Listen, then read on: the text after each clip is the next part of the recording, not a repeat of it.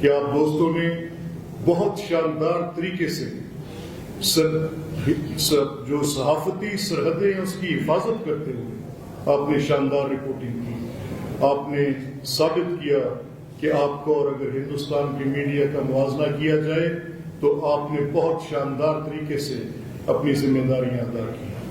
میں آج اس موقع پر اللہ تعالیٰ کا شکر ادا کرتا ہوں کہ آج ہماری قوم فخر سے سر اٹھا کر یہ کہہ سکتی ہے کہ پاکستان کے چپے چپے کی حفاظت کرنے کے لیے ہم کسی بھی قربانی سے دریغ نہیں کریں گے. میں ایک بار پھر افواج پاکستان کا، پوری قوم کا اس بات پر بھی شکریہ ادا کرتا ہوں کہ کسی ایک لمحے میں بھی کوئی لغزش یا کمزوری نہیں تھی. اور اس سے آگے ہم امن کے خواہاں ہیں، ہم امن کی خواہش رکھتے ہیں. ہم چاہتے ہیں اس خطے میں امن ہو، ہم چاہتے ہیں کہ بات چیت ہو، لیکن اس خواہش کو کبھی کوئی کمزوری نہ سمجھے.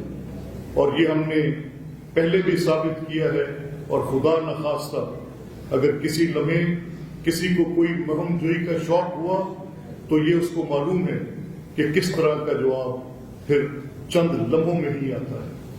میں آپ کو مبارکباد پیش کرتے ہوئے اپنی بات کو ختم کروں گا.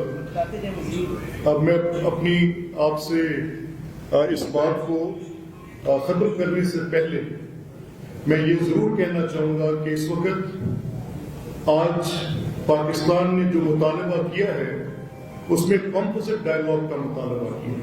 پاکستان آج ان اقدامات کو بڑی تشویش کی نظر سے دیکھ رہا ہے جس میں سندھ طاس معاہدے کی معطلی بھی ہے، جس میں یک طرفہ طور پر آرٹیکل 35A اور 370 AAA کی کہانی بھی ہے، اور اس کو بھی بڑی تشویش کی نگاہ سے پاکستان دیکھ رہا ہے.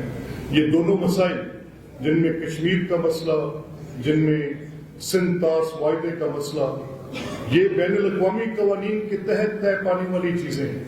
اس میں ایک فریق یونیلیٹرلی کوئی ایسا کام نہیں کر سکتا، اور اگر مذاکرات کی بات ہے تو یہ کمپوزٹ ڈائیلاگ ہے، یہ جامعہ طور پہ ہونا چاہیے.